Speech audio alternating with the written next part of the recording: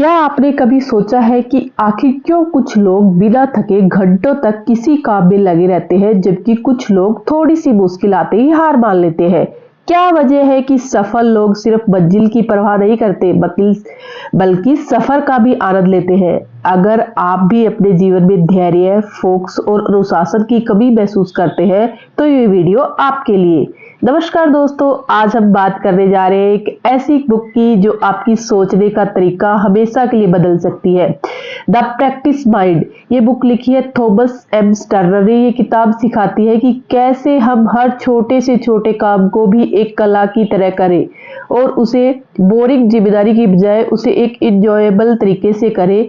तो अगर आप अपने जीवन को एक नई दिशा देना चाहते हैं तो इस वीडियो को आखिर तक जरूर देखिए, क्योंकि मैं आखिर में आपके साथ कुछ ऐसे टेक्निक शेयर करूंगी जो आपके धैर्य, अनुशासन और सफलता को अगले लेवल पर दे देगी। तो चलिए दोस्तों, शुरुआत करते हैं।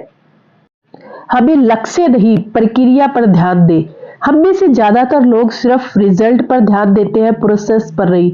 हम मानते हैं कि अगर हम जल्दी से जल्दी अपने लक्ष्य तक पहुंच जाए तो हमें खुशी मिलेगी, लेकिन सच तो यह है कि लक्ष्य तक पहुंचने की जल्दी ही हमारी सबसे बड़ी कमजोरी बन जाती है।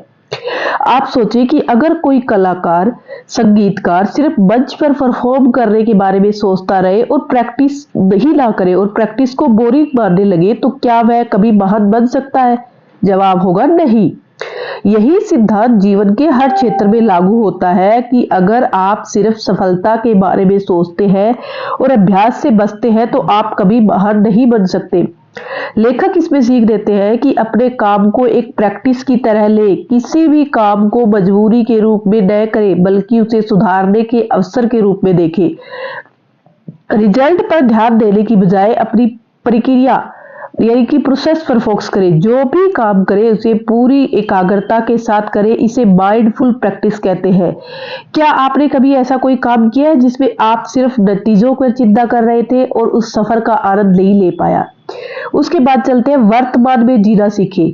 मैं तब खुश रहूंगा जब मैं सफल हो जाऊंगा, जब मेरा प्रमोशन होगा, जब मेरी जिंदगी सेट हो जाएगी। क्या आपको लगता है कि यही सोच हमें सुखी बना सकती है? नहीं।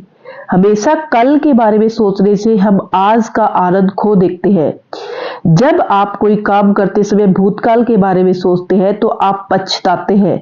जब आप फ्यूचर के बारे में सोचते हैं तो आप चिंता करते हैं, और जब आप प्रेजेंट में होते हैं तभी आप शांति महसूस करते हैं। लेखक हमें सिखाते हैं कि अब ध्यान दें, जिस काम में लगे हैं पूरी तरह उसी में ही रम जाए। अपनी सोच को कंट्रोल करें। दिमाग बार बार भटकेगा,